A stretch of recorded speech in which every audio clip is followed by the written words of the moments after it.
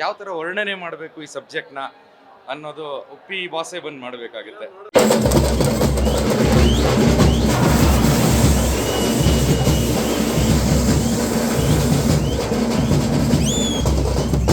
ಸಾಕಾಗೈತೆ, 27 ಸಲ ನೋಡೋರು ಅರ್ಥ ಆಗಲ್ಲ. ಸೂಪರ್. ಏನು ಹೇಳಬೇಕು ಅಂತ ಗೊತ್ತಾಗ್ತಾ ಇಲ್ಲ. ಇನ್ನ ಒಂದೆರಡು ಸಲ ನೋಡಲೇಬೇಕಾಗುತ್ತೆ ಮೂವಿನ.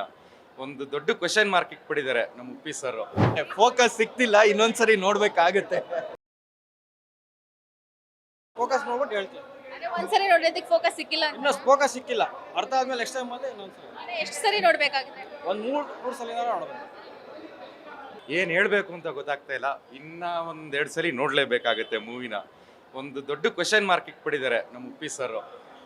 ನೋಡಲೇಬೇಕು ಮೇಡಮ್. ಫುಲ್ ಬ್ಲ್ಯಾಂಕ್ ಆಗ್ಬಿಟ್ಟಿದೆ ಇವಾಗ. ಎಲ್ಲ ನೀವು ನೋಡಿದ್ರಿ, ಕೇಳಿದ್ರಿ, ಸ್ವಲ್ಪ ಜನ ಮಾತಾಡ್ಸಿದ್ರಿ.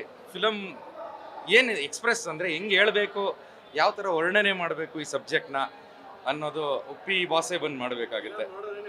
ಇನ್ನು ಒಂದು 2-3 ಸಲ ನೋಡ್ತೀವಿ, ಅರ್ಥ ಮಾಡಿ. ಸಾಂಗ್ಸ್ ಎಲ್ಲ ಸಾಂಗ್ಸ್ ಚೆನ್ನಾಗಿ ಬಂದಿದೆ, ಮೇಕಿಂಗ್ ಚೆನ್ನಾಗಿದೆ, VFX ಶಾರ್ಟ್ಸ್ಗಳು ತುಂಬ ಅದ್ಭುತವಾಗಿ ಬಂದಿದೆ. ಅದು ಹೇಳೋಕ್ಕೆ ಆಗಲ್ಲ, ಅದು VFX ಅಂತ ಒಂದೊಂದು ಕೆಲವು ಸೀನ್ಗಳಲ್ಲಿ ತುಂಬ ಚೆನ್ನಾಗಿ ಬಂದಿದೆ. ಬಟ್ ಕತೆ ನಮ್ಮ ಉಪ್ಪಿ ಸರ್ ಏನು ಹೇಳಕ್ಕೆ ಹೋಗಿದ್ದಾರೆ ಲಾಸ್ಟಲ್ಲಿ ಹೇಳ್ತಾರೆ ಒಂದೆರಡು ಮಾತುಗಳನ್ನ, ಅದು ಮೂವಿ ನೋಡಬೇಕು. ಬಟ್ ಕನೆಕ್ಟ್ ಮಾಡೋಕ್ಕೆ ಹೋಗ್ತಾ ಇರ್ತೀವಿ, ಆ ಕತೆ ಒಳಗೆ ಪ್ರೇಕ್ಷಕನೇ ಕಳೆದೋಗ್ತಾನೆ. ಆ ಥರ ಮಾಡಿದ್ದಾರೆ ಮೂವಿ. ಇನ್ನೂ ಒಂದು 2 ಸಲ ನೋಡ್ಬಿಟ್ಟು ಮಾತಾಡ್ತೀನಿ, ನೋಡೋಣ. ಜೈ ಯುವೈ. ಸರಿಗೆ ನೋಡಿ ಅರ್ಥ ಆಗಿಲ್ಲ, ಸರಿಯಾಗಿ ಮಾತಾಡಕ್ಕಾಗಲ್ಲ ಅಷ್ಟೊಂದು. ಒಂದ್ಸಲ ನೋಡಿದ್ದು ಪ್ರೇಕ್ಷಕ ರಿವ್ಯೂ ಕೊಡೋದು ತುಂಬ ಕಷ್ಟ, ಹಂಗಾಗಿದೆ ಪರಿಸ್ಥಿತಿ ಪ್ರೇಕ್ಷಕರದು. ಬಟ್ ಅರ್ಥ ಡಿಕೋಡ್ ಮಾಡಿದ್ರೆ ಈ ಮೂವಿನ, ಅದು ಎಲ್ಲೋ ಹೋಗುತ್ತೆ ಮೂವಿ. ಫೋಕಸ್ ಸಿಕ್ತಿಲ್ಲ, ಇನ್ನೊಂದ್ಸರಿ ನೋಡ್ಬೇಕಾಗುತ್ತೆ.